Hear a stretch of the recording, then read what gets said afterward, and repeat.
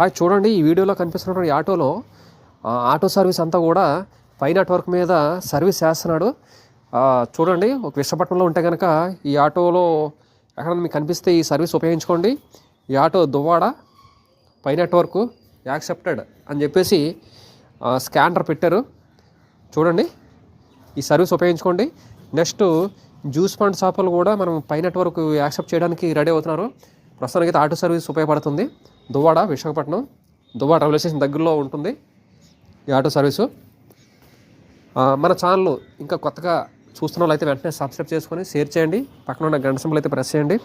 అదేవిధంగా మన Insta account కూడా అందరూ ఫాలో కండి మరిన్ని మంచి అప్డేట్స్ కోసం.